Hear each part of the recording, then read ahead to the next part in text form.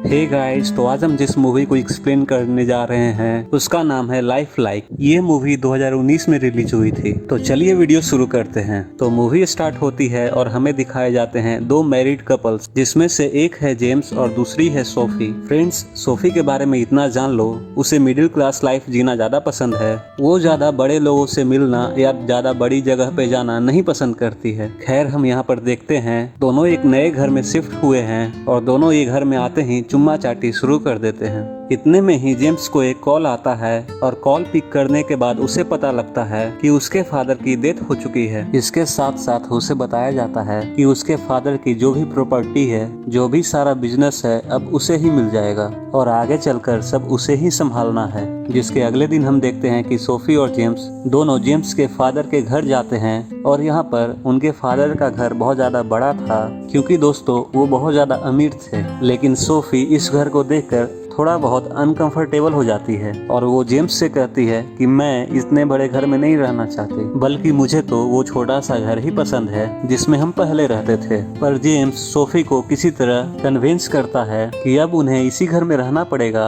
क्योंकि ये हमारे फादर का घर है। और इसके साथ साथ एक बेनिफिट भी है इस घर में कि ये इतना बड़ा है कि मैं तुम्हें पूरे घर में दौड़ा दौड़ा कर घपाघप कर सकता हूँ। घपाघप की बात सुनकर सोफी भी अब मना नहीं कर पाती है और अब वो भी इस घर में रहने के लिए मान जाती है। जिसके अगले ही दिन जेम्स ऑफिस चला जाता है और हम देखते हैं कि सोफी बहुत ज्यादा परेशान हो जाती है, क्योंकि उसे इस घर में कुछ काम करने के लिए था ही नहीं, क्योंकि यहाँ बहुत सारे मेड लगे हुए थे। जिस पर सोफी को बहुत ज्यादा गुस्सा आ जाता है और वो सभी सर्वेंट्स को उनके नौकरी से निकाल देती है।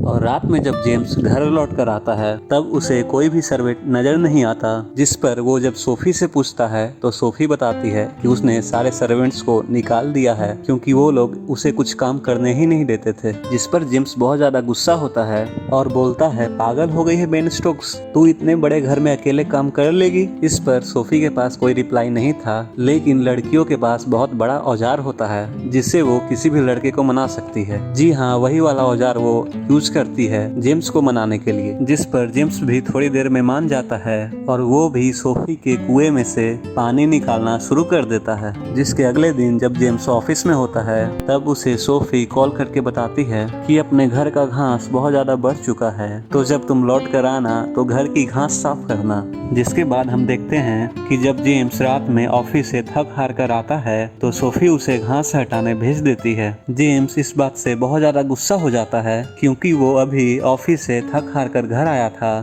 और अभी ही उसे घर की पूरी घास साफ करनी पड़ रही है। खैर, सोफी भी इस बात को नोटिस कर लेती है, परंतु वो कुछ भी रिएक्ट नहीं करती। जिसके बाद हम देखते हैं ऐसे करते करते ही कुछ दिन और बीत जाती है और सोफी जेम्स को अब और परेशान करने लगी है, जिस वजह से वो एक दिन इस बात को अपने एक फ्रेंड से बताता है। जिसके बाद उसका फ्रेंड एक एड्रेस देता है एक साइंटिस्ट का और वो जेम्स से बोलता है कि तुम इसके पास जाओ, ये तुम्हें तुम्हारी सारी प्रॉब्लम्स का सॉल्यूशन दे देगा। जिसके बाद जेम्स सोफी को लेकर के सीधा उस साइंटिस्ट के पते पर जाता है। यहाँ पर हम देख पाते हैं कि उस साइंटिस्ट का नाम जूलियन है और उसने बहुत सारे ऐसे रोबोट्स बना चुके हैं जो बिल्कुल इंसानों जैसे दिखते हैं। यहाँ तक कि वो बोलते बिल्कुल इंसानों जैसे ही हैं और वो सारी हरकतें भी इंसानों जैसे ही करते हैं। सोफी इसे देखकर बहुत ज्यादा इम्प्रेस हो जाती है और वो डिसाइड करती है कि वो एक रोबोट जरूर लेगी।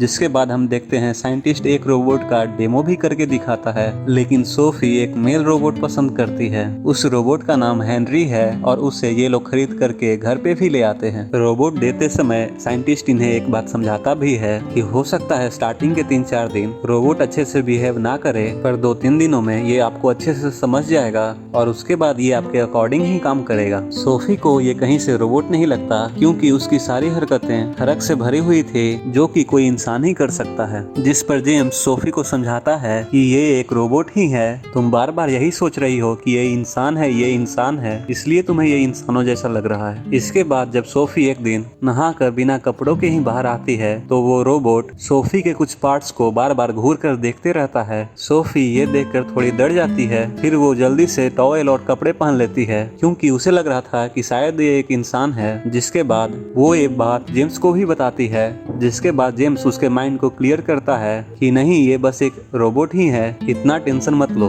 उसके बाद जब जेम्स घर वापस आता है तो सोफी फिर से उससे बोलने लगती है कि हेनरी एक इंसान ही है, लेकिन उसकी बात जेम्स घंटा नहीं मानता और उसके अगले दिन जेम्स उसके साथ खेलने चला जाता है। यहाँ पर जेम्स और हेनरी के बीच कुछ बातें होती हैं और उसके बाद जेम्स हेनरी को पसंद करने लगता है क्योंकि उसे उसकी कुछ बातें पसंद आ गई थी। इसके बाद हम देखते हैं धीरे धीरे कुछ दिन और बीत जाते हैं और अब सोफी भी हेनरी के साथ कंफर्टेबल हो जाती है और अब वो हेनरी के साथ इतना कंफर्टेबल हो गई थी कि अब वो हर समय हेनरी की ही बातें करती रहती थी और हेनरी से बहुत ज्यादा क्लोज रहती है। ये सब देखकर जेम्स को कहीं न कहीं जेलसी होती है कि अब वो हेनरी को ज्यादा भाव दे रही है और अपने पति को नेग्लेक्ट ही कर दिया है। और इसके बाद सोफी को एक दिन रात में कुछ टूटने की आवाज सुनाई देती है। जब वो बाहर आकर चेक करती है तो उसका मेन डोर टूटा हुआ था और देखने पर पता लगता है कि हेनरी जो रोबोट है वो सामने नंगू फुंगू लेटा हुआ है। हेनरी को ऐसे नंगा देखकर सोफी उसके पास जाती है। पूछने पर हेनरी बताता है कि वो एक सपना देख रहा था, जिसे सुनकर सोफी को थोड़ा ऑकवर्ड लगता है क्योंकि रोबोट सपना वगैरह नहीं देखते हैं। जिसके अगले ही दिन हम देखते हैं कि साइंटिस्ट जो उन्हें रोबोट दिया था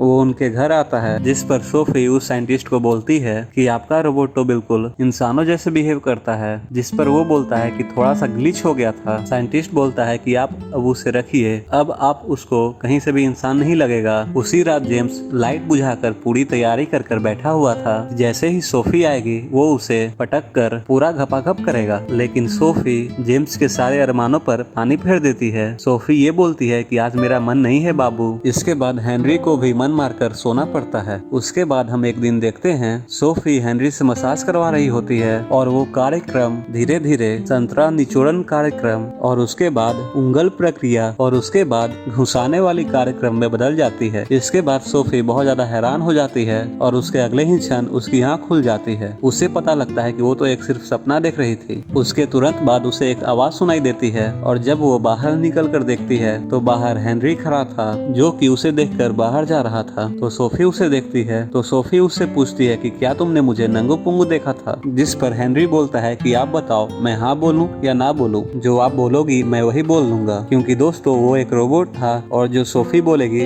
वो वही बोलेगा ना। तो सोफी समझ जाती है कि इसे पूछने का कोई फायदा नहीं है तो वो उसे जाने को बोल देती है। यहाँ हम दूसरी तरफ जेम्स को देखते हैं जो हेनरी के कारण बहुत ज्यादा परेशान था क्योंकि हेनरी के आने के बाद ना अब उसकी वाइफ उसे टाइम देती है और ना ही अपना औजार देती है। तो वो सीधा साइंटिस्ट के पास जाकर ये सारी बातें बताता है, जिस पर साइंटिस्ट उसे बोलता है कि आप बिल्कुल भी टेंशन मत लीजिए, उसे थोड़ा टाइम और दीजिए, वो खुद ब खुद ठीक हो जाएगा। उसके बाद जब जेम्स घर आता है तो वो हेनरी को ऑर्डर देता है कि अब उसे उसकी वाइफ के अगल बगल नहीं रहना है, उसे सोफी से बहुत दूर रहना है, ज्यादा से ज्यादा उसके छोटे मोटे काम कर सकते हो वो भी दूर से। यही बात हेनरी की वाइफ सोफी सुन लेती है और उसे ये सुनकर बहुत गुस्सा आता है। इसी वजह से इन दोनों की लड़ाई हो जाती है। इसके बाद जेम्स जब एक दिन बाथरूम में होता है तो वो बिल्कुल नंगा होता है और उसके बाद वहाँ पर हेनरी भी आ जाता है जो भी बिल्कुल नंगा पुंगा था। इसके बाद हेनरी उससे कहता है कि प्लीज मुझे माफ कर दीजिए जो भी मैंने अभी तक किया, अब मैं ऐसा कुछ भी नहीं करूंगा, जिस पर जेम्स भी उसे माफ कर देता है। लेकिन उसे भी इतने दिनों से मिली नहीं थी तो वो हेनरी को ही झुकाकर उसके मुंह में अपना चॉकलेट डाल देता है। इस चीज से उसे मजा तो बहुत आता है, लेकिन अगले दिन जब उसकी दारू उतरती है तब उसे पता लगता है कि उसने कितनी बड़ी गलती कर दी है। अगले दिन हम यहाँ पर देखते हैं कि सोफी हेनरी से मसाज करवा रही होती है और हेनरी मसाज करते करते ही सोफी को चुम्मा देने लगता है, जिस पर सोफी को तुरंत ही होश आ गया और वो तुरंत उसे अपने से दूर कर देती है और वो उससे पूछती है कि तुम ये सब क्या कर रहे हो, जिस पर हेनरी बोलता है कि मुझे आपसे प्यार हो गया है, जिस पर सोफी थोड़ी डर जाती है और वो किसी तरह से हेनरी को खुद से अलग करती है। और शाम को जब जेम्स घर आता है तो सोफी उसे सारी बातें बताती है। जेम्स जो उसके बात मानने के किसी भी मूड में नहीं था, लेकिन जब सोफी बार बार एक ही बात बोलती रहती है तब जेम्स को थोड़ा बहुत शक होता है और ये सोच करके जेम्स सीधा हेनरी के कमरे में जाता है और उसे सजा देने के लिए उसे एक पंच मारता है, पर इससे जेम्स को खुद चोट लग जाती है, जिससे जेम्स को बहुत ज्यादा गुस्सा आया और वो उसके चार्जर को ही तोड़ देता है। और उसके बाद जेम्स हेनरी से बोलता है कि रुको तुम, जब 1-2 दिन बाद तुम सड़ जाओगे ना तब तुम्हें बाहर फेंक दूंगा। जिसके अगले दिन हेनरी सोफी के पास जाकर अपने किए गए कामों की माफी मांगता है और उसके बाद उसे बता देता है कि मैंने कुछ भी गलत नहीं किया है, आप दोनों एक दूसरे को दे नहीं रहे थे तो मैंने आप दोनों को थोड़ी थोड़ी अपनी दे दी है। ये सुनकर सोफी की दिमाग थोड़ी सी घूम जाती है कि जेम्स भी इसकी लेता है और ये सुनकर उसे बहुत ज्यादा गुस्सा आया और वो सीधे जेम्स के पास जाती है। वहाँ पर हम देख पाते हैं उस साइंटिस्ट को जो हेनरी को रिपेयर करने आया था, जिस पर सोफी उसे बोलती है कि इसे रिपेयर कर देना, और वो सीधा निकल जाती है जेम्स के पास। वो जेम्स के पास जाकर उसे बहुत ज्यादा सुनाती है और पूछती है कि उसने हेनरी के साथ घपाघप क्यों किया। यहाँ जेम्स जो पहले से ही बहुत ज्यादा शर्मिंदा है, वो उसे बताता है कि तुम इतने दिनों से मुझे दे नहीं रही थी, इसीलिए मुझे उससे काम चलाना पड़ा। अब ये दोनों ने थोड़ी थोड़ी गलती की थी, वो ये दोनों दूसरे को माफ कर देते हैं। अब जैसे ही वो दोनों घर जा रहे होते हैं तो उन्हें दिखता है कि साइंटिस्ट के घर पुलिस आई हुई होती है। इसके बाद इन दोनों को पता लगता है